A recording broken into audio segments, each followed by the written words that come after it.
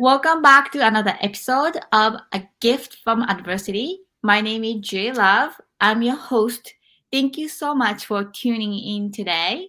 I am very excited to have another show today. So, before we start and then invite our guest, A Gift from Adversity is a book that I published in 2020. The subtitle is Overcoming Sexual Abuse, Domestic Violence, Bullying, and Homelessness. I went through all of this adversity growing up in Japan and I published it. And after I published it, a lot of people reached out to me and shared their adversities. And I felt very compelled to create a platform where people can specifically talk about adversity and the tools that they use to overcome the adversity and then a gift that came from the adversity. And I'm very fortunate to have so many wonderful guests so far, and then so many wonderful guests coming up from all over the world. And today, I met this wonderful woman on set when I was working, and she shared her adversity, and I felt very compelled to invite her to our show, A Gift from Adversity tonight. And I'm very grateful to have my new friend, Maribel Santana. Hi, Maribel. Hi, Thank you so Juri. much for being here. I am so happy to be here. Thank you for choosing me to be interviewed in this great show. I'm very excited. Thank you. So, Maribel, please tell our audience your name and what you do. Uh, okay, everybody. My name is Maribel Santana. I like to be called Mari. I've been called that all my life since I was a little girl. I do a lot of background acting. I've been modeling since I was 11 years old, up until the age of my 20s. I'm just trying to make it. I'm just trying to make it into the movie industry, television industry. Um, I also tend to take a lot of my time outside of movie work to do other things like spend time with my family and work other odd jobs just to, stay alive, just stay above water. Great. Well, thank you so much for sharing that. And then, where are you originally from? Oh, good question. So I moved around a lot, but I'm originally from New York City. I was born in Manhattan, raised in Forest Hills, Queens. And then my parents ended up getting divorced, which then led me to move to Boston. And I lived in Dorchester most of my life from the age of 11 and a half till now in my late 30s. And it was really crazy the change. So from coming from a place like New York to here, it was really different. Different experiences. So much to tell you, and I know we don't have much time, but I could tell you so much more. Great. So, I want to jump into our topic, which is the adversity. So, the first portion of our show is to talk about the greatest adversity. And if you feel comfortable, would you tell us, our audience, what was your adversity? Oh yeah, sure. Yes, I definitely feel comfortable now as I got older in time to speak upon my experiences of sexual abuse. Um, I remember I remembered what I wore the day that I had the first experience. I remember everything. Um, I was visiting in my family's country. My family had a habit of bringing us back home to Dominican Republic. That's where my family's from, for trips about 3 times a year. I don't think I remember exactly the age, but I remember it was between the age of like 7 and 9 when I had my first experience. Um, it was from a family member. I have no problem saying it. It was my maternal's, my mother's father, grandfather. I remember that it's a funny story. The part of it is funny. Now, obviously, what happened to me. Um, I was on a hammock in my family's country called Jarabacoa, in their little pueblo. It was really cute. But then my grandfather bought me a hammock. I complained and I said I want a hammock so bad. And then he bought this hammock, and he was going to put in between these two trees, one of the most beautiful trees in my family's lot. And I ended up laying on the hammock, and I ended up getting attacked by fire ants, which was really crazy how that happened just in a matter of seconds. I was getting attacked by these ants. And then he gave me a different type of embrace that I didn't experience from him when I don't remember. I think I was too young to remember. But all I know is that that was the start of the continuous years of sexual abuse by him. And I remember another episode that I had when I was like 11 years old. I was heading to the bathroom and he ripped off my towel in the process of me getting to the bathroom, and I fell in the tub. And he sexually abused me in the process of me falling. And my grandmother uh, I screamed for my life, and then my grandmother appeared to save my life, my savior, my bestest friend. I was able to talk to her about any and everything. May she rest in peace. She's no longer with us for several years. Um, but there was numerous episodes throughout my years. It wasn't consistent. It wasn't like how every people I've heard stories where people have endured it every day of their lives, which is extremely unfortunate. But mine was consistently throughout the ages 9, 10, 11, 12. And it continued on until I was about 15 years old. But at that time, from the gap of middle school to high school, I was going through a lot of emotional stress. I developed an excessive amount of anxiety.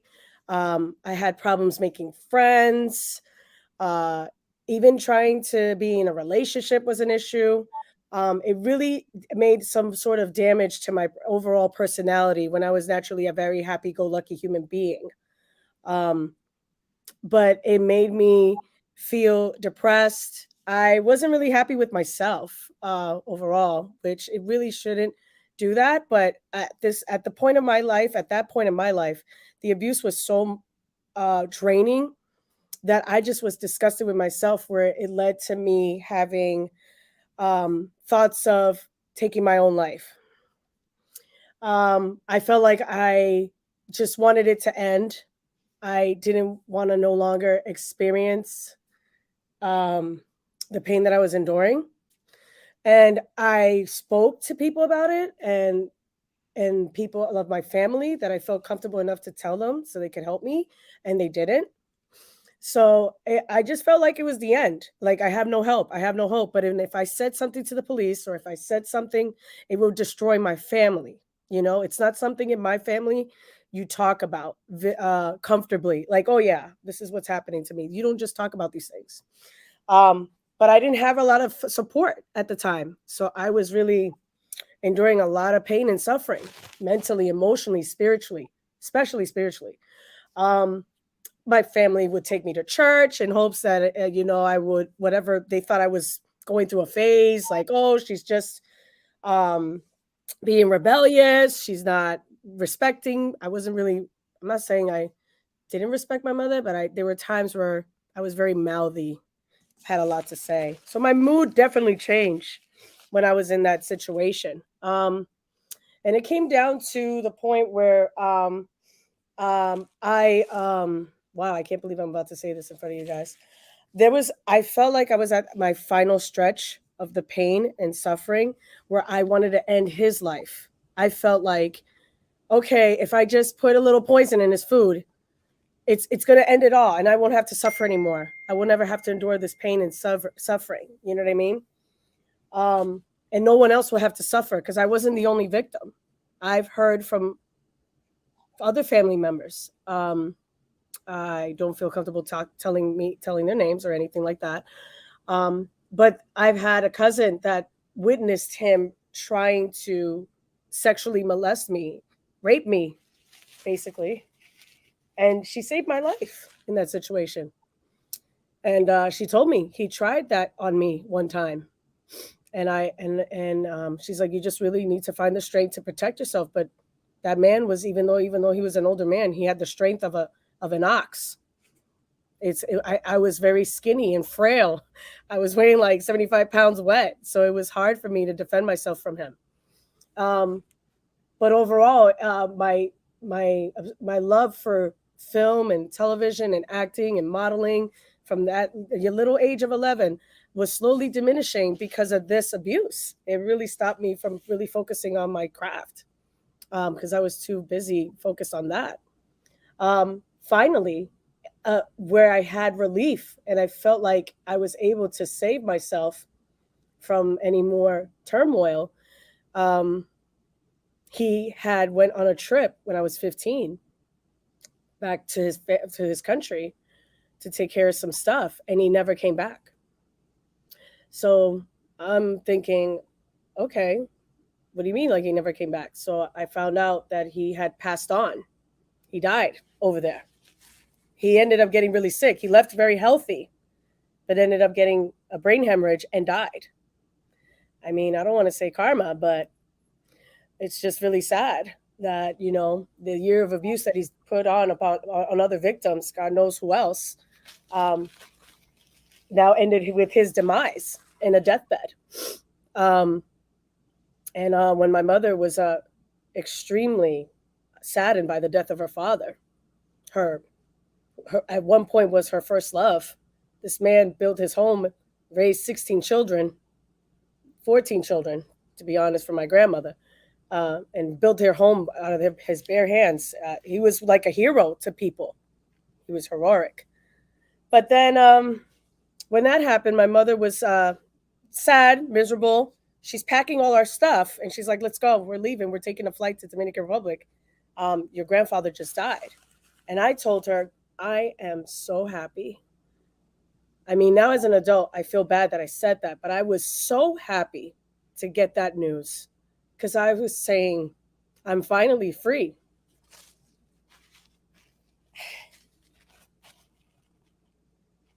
I'm sorry.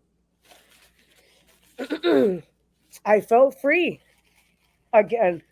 I finally could be myself. I finally can breathe. But the goal to self was not overnight. It took time. It took years. It took therapy.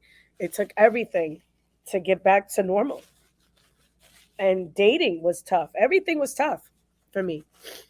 But I was very happy for the news, and she was obviously utterly disgusted with me. But I, I had to tell her. I had to be honest with her. I was like, "Mom, I was in pain. You know that. You don't want to know it, but I was.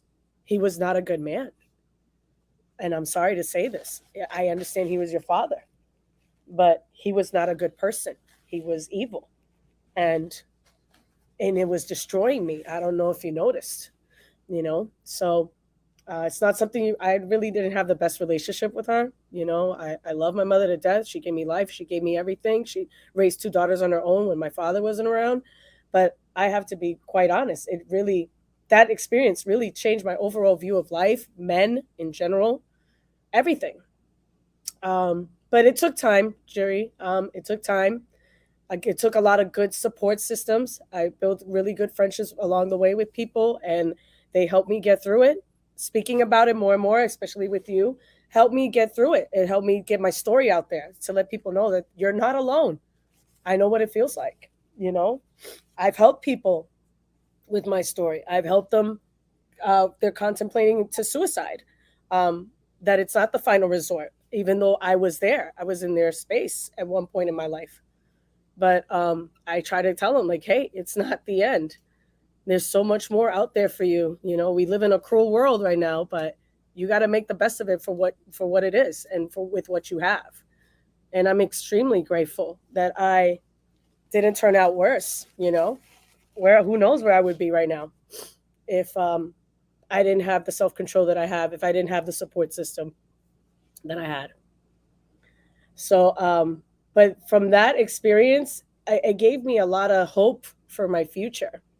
Um, and again, in building relationships and friendships, my hope for new things to happen.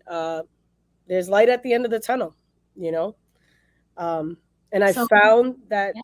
I found acting to be my outlet, in the film industry and my modeling. It helped me forget about my troubles, helped me Right. do the things that I love. So we're gonna pause this. First of all, I just want to thank you for sharing this experience and as horrible as it was, and I'm very, very sorry that happened to you, it's unfortunately way too common. And the problem is that people feel ashamed to talk about it. And that's wrong. In my book, A Gift from Adversity, there's a message section, chapter 7, where I have three breakdown to victim, to perpetrator, to the family around the victims. And for the two perpetrator or to the victim, I always tell that obviously it's never your fault, and for two perpetrator, they should be muted, not us. They should be Exactly. ashamed, not us. And as you shared your story, I was having so much flashback of my own sexual abuse from my father, where I didn't tell you, but he forced me to take a bath, and he forced me to touch his testicles, and then convinced me that it's very soft and it's very nice, and that's in my book. And those things stays with you, and Mhm. all the things that you have to endure. With the words you just stated, a lot of things that is very, very, very traumatic. If something happened, even one thing that you just mentioned happened to somebody, that can mess people's brain up for the rest of their lives. And I'm 45, I'm still suffering with Mhm. the PTSD and trauma and the panic attacks and stuff, because there were not so much talk about it and help. My mom didn't believe me, and I end up doing the same thing. I tried to kill myself when I was 15. I was found. But anyways, I think it's just so crazy that regardless of gender, the sexual abuse, there's some hard data, happens maybe like 70, 80% by somebody that you trust, that you know of. And also there's a hard data that when you confide your mother about the sexual abuse, that happened between mother's sexual partner, or maybe the father in the case, That's that right. 80% of them do not believe it, deny it. My mom, maybe your mom, I don't know. It's just Yeah, so she didn't believe it. She thought yeah. I was crazy. She said I needed help. Yeah, I was homeless. I got kicked out when I was 18. And I think the mental health these days are getting more developed, especially Me Too movement. People start to believe us. But before there was no platform, nobody believed us. And then nobody believed those things can happen in between the family members. What the hell? Like, how in the world that can happen in between the family members. But those are the things that we need to normalize the conversation, and then we need to prevent. There's a darkness to light, which I have to do the training. In the town of Foxborough, there was a man who actually died, but he molested, sexually abused over hundreds of boys in Oh, 80s. And then so nobody came forward because he had a credential. So now, recently, our town, Foxborough, implemented this bill to train all the employees that they have to do darkness to light training to identify the sexual abuse. And they have a child sex abuse awareness committee, and they're trying to pass this bill to House, because a lot of town that occurred reached out to our town. How did you do that? And hmm. then within the 90 days of an employee, if they don't do this training, they are not welcome to our building and then public school system. So Wow. that's really crazy incident that led to this bill. But and then the committee, and I've been to their meetings, how to prevent, and I've done the darkness to light training. By the way, if people are listening, darkness 2 is number 2, light. You can pay like $25 and then get the certificate. And then that gave me a lot of empowerment as well. So I want to shift this conversation to the tools that you have used to overcome this sexual abuse and then trauma.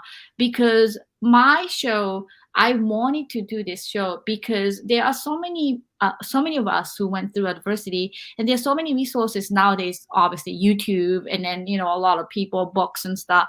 But I want to hear from the real people who went through, unfortunately, adversity, that what kind of tangible tools that they used to overcome the adversity that can maybe save somebody's lives. Good question. So I think once I finally when everything ended and stuff, I try to find ways where I can not just help myself but help others along the way.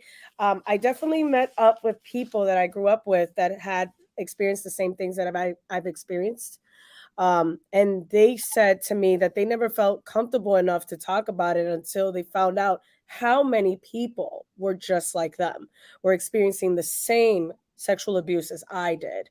Um, I didn't mention a lot of details earlier, but you and I can relate with a lot of the experiences about the sexual abuse. Like it even got very grim, very grossly, something that a child should never experience. You know, I've have experienced it as well, and I just wanted to tell people, I would spread the awareness, like, listen, I've been there. Let's get together, let's talk about it, and let's try to help each other out.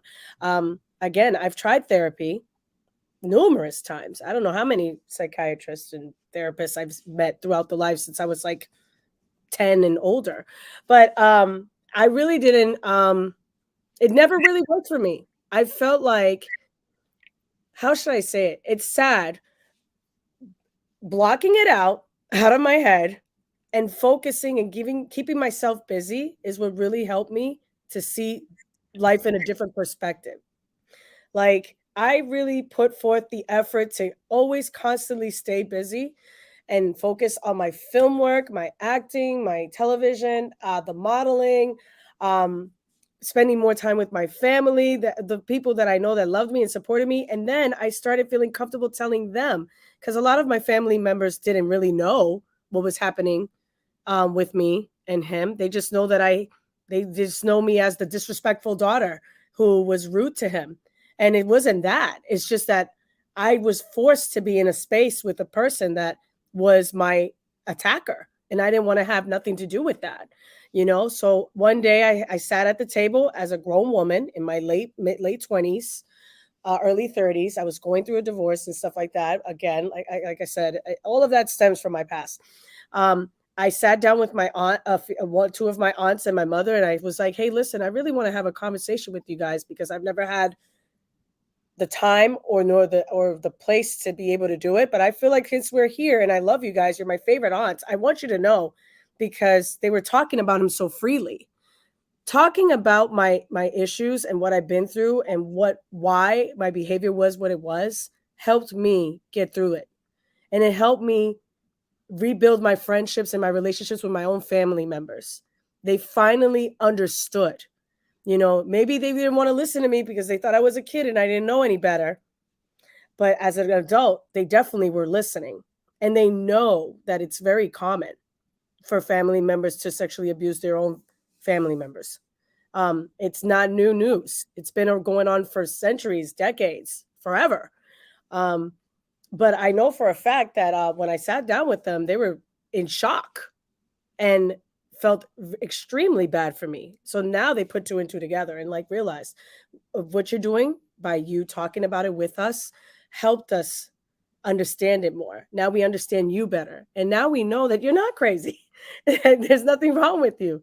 You were just going through a lot. And we feel terrible that we weren't there to support you or see that something was wrong. And they were very forgiving of that. They were very forgiving. My mother was very forgiving.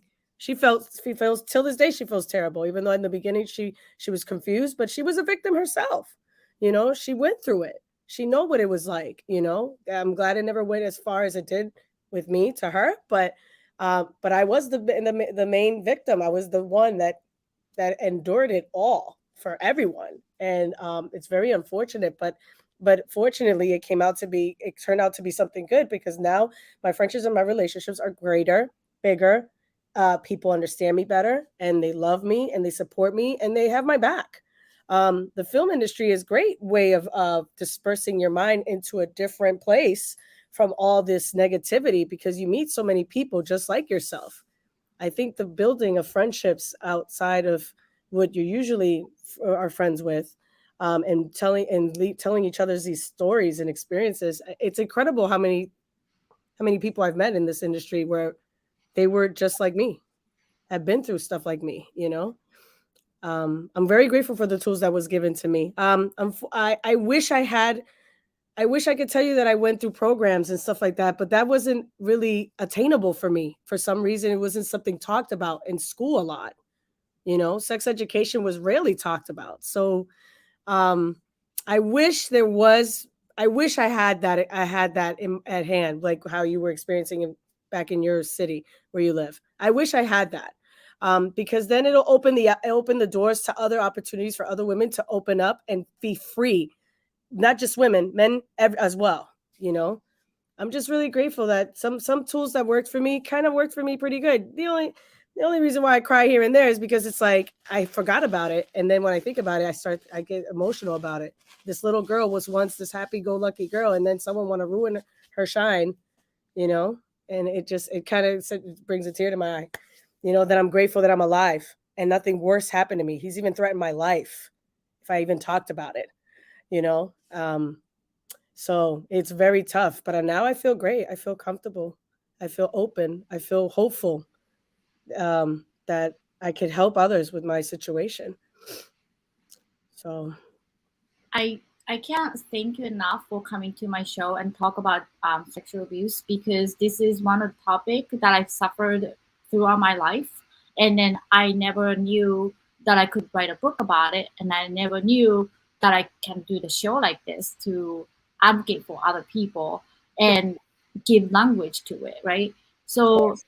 when I was going through all the hell, and I didn't even know what PTSD was. I didn't even know, why I was having panic attack, and then Same. why I was having like so much low self-esteem. However, so many people told me you're beautiful, you look stunning. I never felt that way at all. And to be honest with you, it takes so much um, brain wiring that new tools that came to me. Logically I understand, but when you get into the stage of panic attack, you just zone in and just can't think about anything else other than when you are getting molested. I just want to share something with you, Maribel, since you shared so much with me. It's not in my book, A Gift from Adversity. So what happened was I was doing counseling like you, and then I used to put my finger and then throw up before the Mhm. therapy all the time to ground myself and to feel the pain. And Oh also, my my gosh. counselor insisted that I should ask my sister if she was also a victim. And then she said yes. Then I flew to Japan, and I finally uh, sat down with my mom and my sister, and then had a meeting, like you had a meeting with talk with when you grew up. So I was in like maybe like early 30s or stuff, and I said, Mhm. "You over your daughters are saying the same thing. Like, why do you not believe us?" Finally, she called my dad, and then she confronted him, and all he said to her was, "Because you left me," which is not true, because he was physically abusing her. "Because you left me and Juri, me, I started to look like you." So she started to look like you. That's why I sexually abused her. Well, like, no bad word. That's why I did what I did, because I needed my sexual like needs or whatever. So no apology. Very narcissistic and very sick. And I think a lot of times that perpetrator has authority, especially like in Japan, like woman supposed to be submissive and then men supposed to be superior. And when you have um, like father or authority figure, even teacher or whatever, they abuse, they power trip, and then take advantage of your situation, and then do these things, and then there's no protection. And then I was manipulated by my dad, that he went to school and then basically told I was a traitor and I was a bad girl. Oh And my then I goodness. was scolded by the teachers, and that I felt no escape, because people were brainwashed by him. So he kind of created this persona of me being really rebellious. Like you said, it's just so bad. And I just don't want any children to go through this. And I don't want anybody to go through this. And then when they were unfortunately sexually abused, they need advocacy, they need help, and they need services that's there for them, and then justice should be served. Most definitely. I definitely wanted him to be arrested. I definitely wanted him to do time for his crime, not just for myself, but for everyone else. I definitely agree with you 100%. It's very sad that how, like you said, how powerful these people are to us and to others, how their words can really mask the truth. He made it look like I was the one with the issues, as well as my family saw that, just like your dad did, and made you look really bad. And that is very unfortunate. It's not fair. We were children. We're mere children. We didn't know any better. um and people want to say, oh, they call it daddy syndrome or something like that. It's like, no, we're not seeking. I saw my grandfather at a young age as a hero. I loved him so much before the abuse started. I really looked up to him. The guy was a very hardworking, dedicated man who loved his family, obviously raised children and build things. And I just really looked up to him. He was a great person until what happened.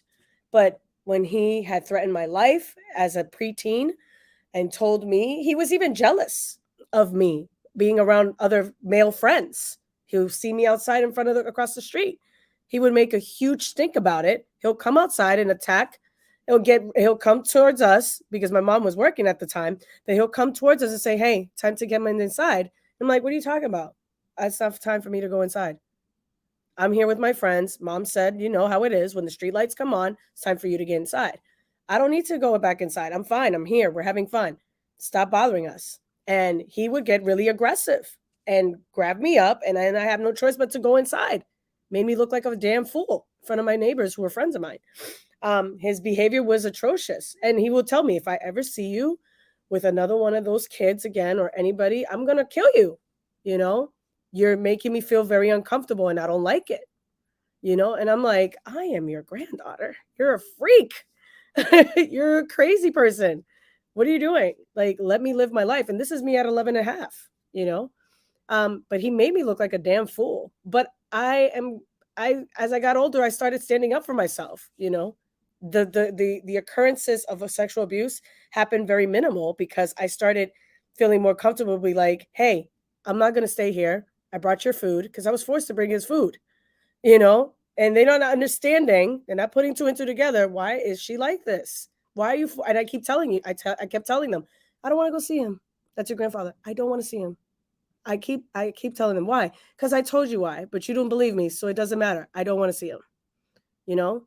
At this point, I was very grateful um that finally they woke up and they believed me.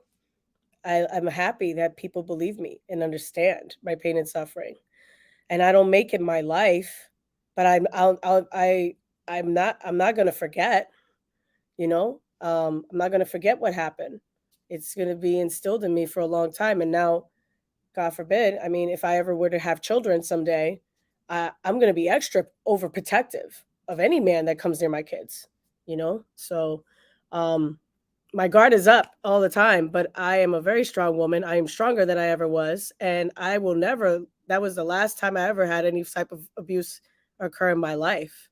When you were mentioning about your situation when you were trying to force yourself to throw up, that really is something that was triggered from your past, from your situation. It made you feel disgusting and gross, and you just wasn't happy with yourself. And I know what that felt like. It was horrible. I was not happy with myself. And then I got to a point in my life that I was like, oh, if I needed to seek attention from guys that I'm interested in, I need to look a certain way or dress a certain way. I felt like it was really messing with my actual personal identity. My identity was leaving the window. It was because I was trying to do things to stay still loved and still some sort of form of attention or respect. But it's because I was going through so much where I didn't get the attention that I deserved as a child, or because of what I was going through, or the separation anxiety from my parents. My father was my hero. When I told him what I was going through, I never told him anything until I was like 14 years old. He wanted to, He just wanted to come to Boston and hurt him. He was going to take a drive and put him in his place and send him and bring him directly to jail. My father was adamant that he was going to do it. So, but I am extremely grateful that my support system has grown and that, I took something out of this and I turned it into something good. I just talk about it and not saying I want to move on from it and forget about it, but I know there's more to life. There's more there out there for me. I can't make this my life. My experience that occurred in my life cannot determine what my destiny will be. I cannot continue being invested in this. I'm going to take it and I'm going to use it to help others and to help myself become a better human being and just spread the awareness and let people know that they're not by themselves. I'm so grateful that you came to a gift from University today and shared your soul, shared your story, and just very, very grateful. So I just want to share with you and an audience that I saw this TED talk about Elizabeth Smart, who was abducted and rescued, and when she got out of the torture and then abduction and like situation, her mother said to her, I know what happened in the past 9 months. You can never replace, and it was awful. But from now on, do not give the perpetrators any second of your life. Yes. Do not give them power. Yes, Because absolutely. you already lost 9 months. I don't want you to lose any second giving the power to the perpetrators. And that to me was so powerful because the event happens when I was like 8 to 13, and then that happened to you. But as a trauma victim, it just feels like it's happening right now when the panic attack happens. Mm-hmm. So that's kind of how brain works. But how can we together, you and I, even just between us, like how can we not give our precious time on this earth to these awful perpetrators? How can we do that and then move on and not give your day to a depression or horrible thoughts about yourself and waste your day? And I've done it so many times. I think I wasted like 20 years of my life, chunk of my life, doing that to myself. Tell me about it. Wow. That's extremely powerful, Juri, to hear what you've been through and how much even though it's different, it's still the same and it's still relatable. We all can relate. I Um, have crazy story. So I was a guest speaker for a woman who got out of the prison to empower them, and I shared my story. And then I said I was homeless, and then some of the women who are like colored minority, they just said to me, "Oh, I didn't know Asian people go through that." So I'm like, okay, if I'm Asian, I don't go through that.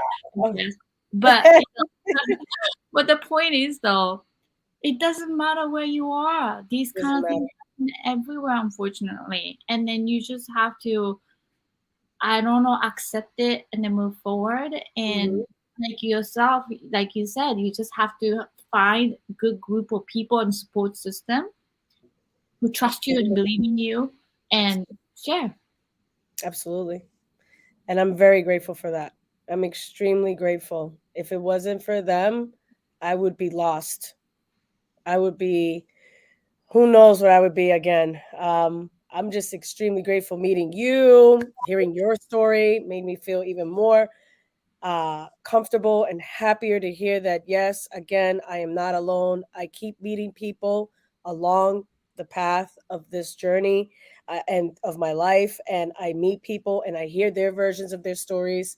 And it just makes me feel good to be there to just be their support system.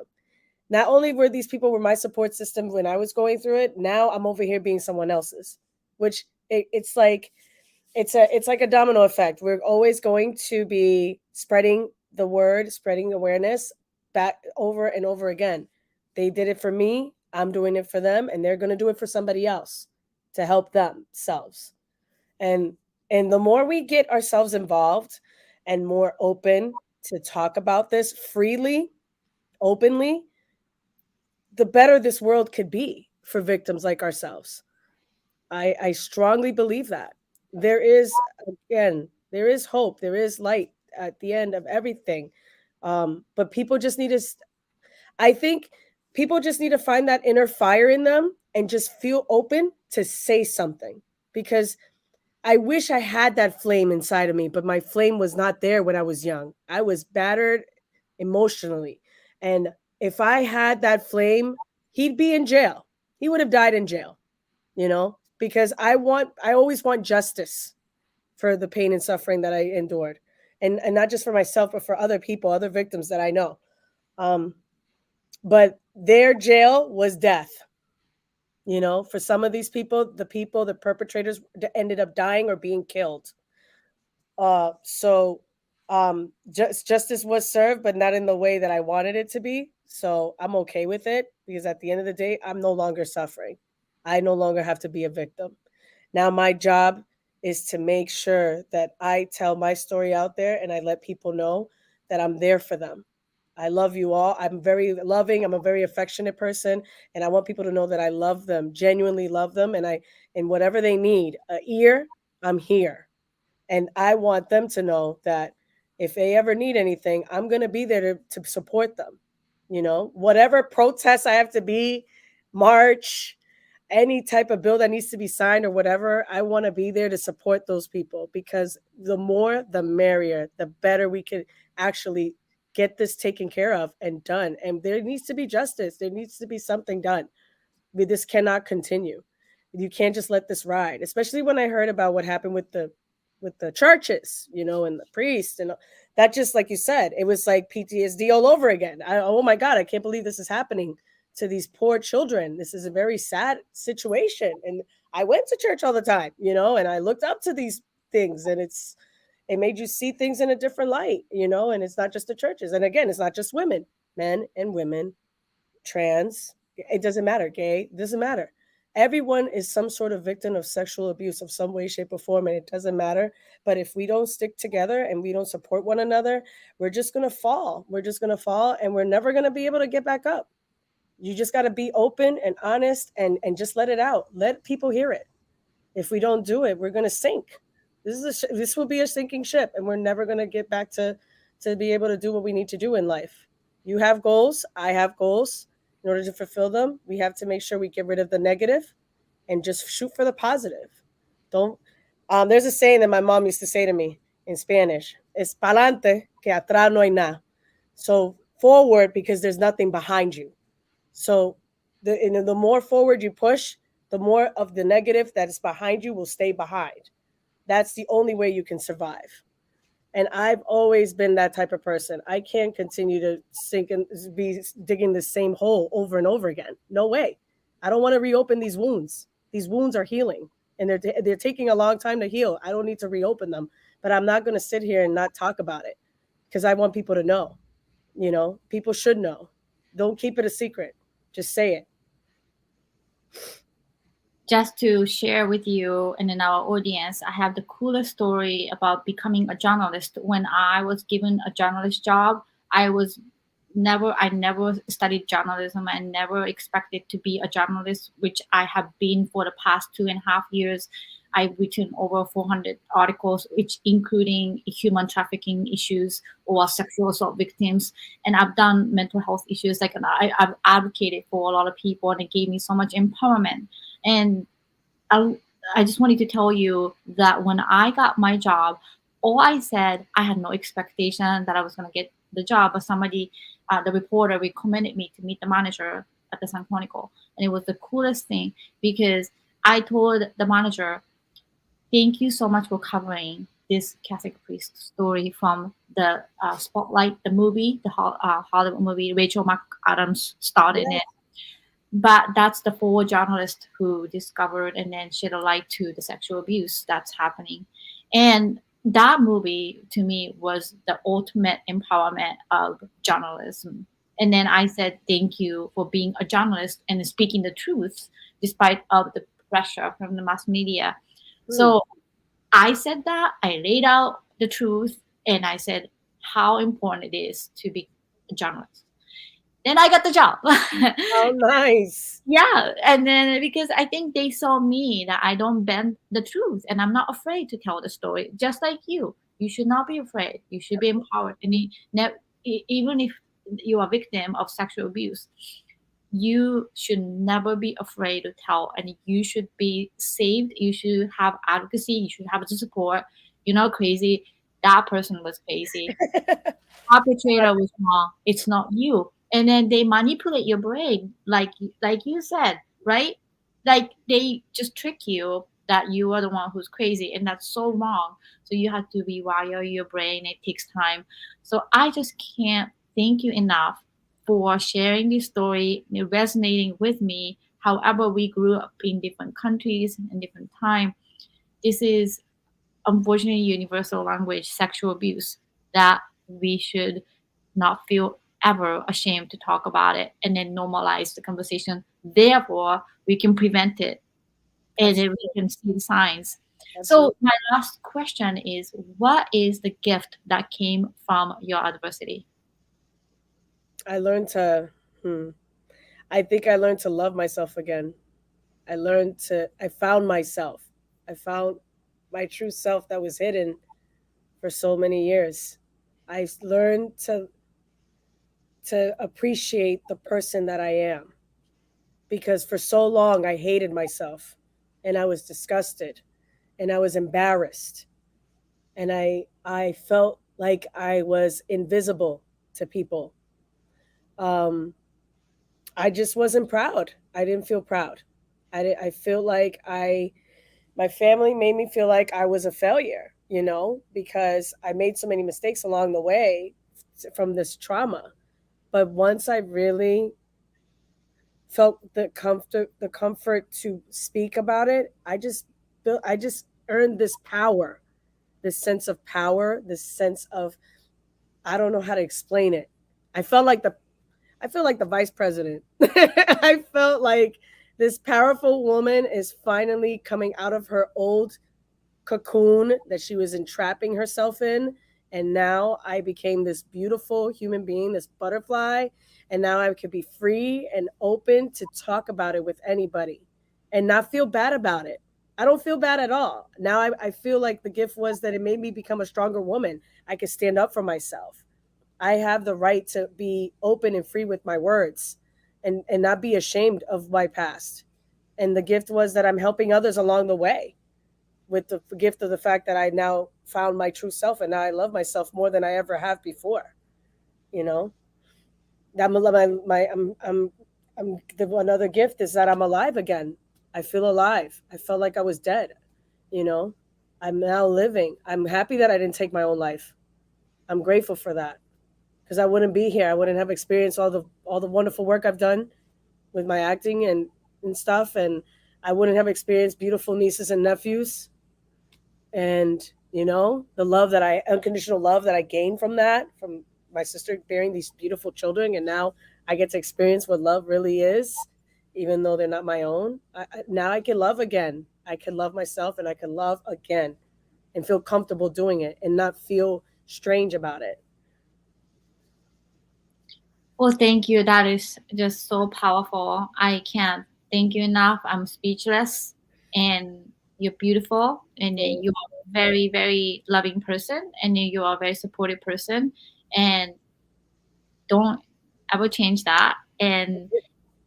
just focus. Let's keep winning.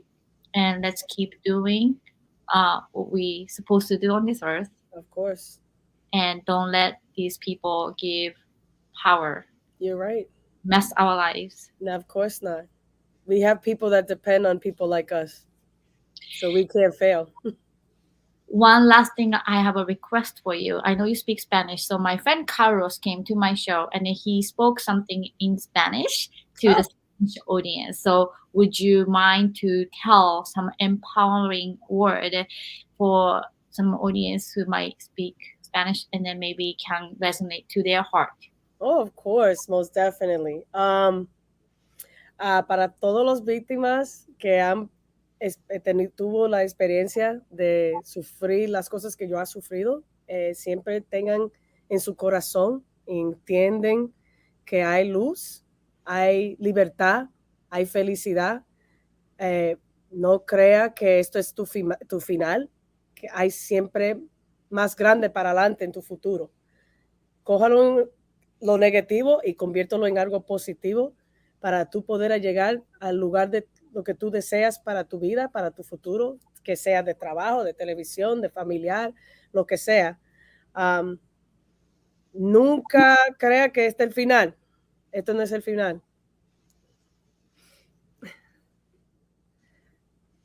Thank you so much for sharing that. You're welcome. Muchas gracias. De nada. I was just letting Okay. you know that, whatever it is that you got to do, just be strong and just make sure that you say it and you move forward. You move forward and don't stop and don't end it. It's not the end. Well, unfortunately, as a fellow survivor of sexual abuse, I cry with you and I feel your pain. Thank you. We appreciate your friendship. Thank you. I Always here for you. appreciate you.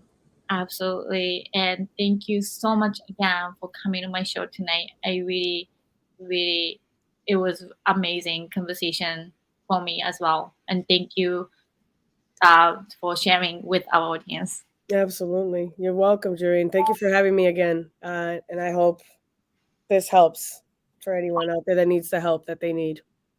All right. So good night, everyone. Thank you for tuning in. And I have a lot of guests coming in to A Gift from Adversity from all over the world. I'm so grateful and I look forward to next episode. Bye, everyone. Bye.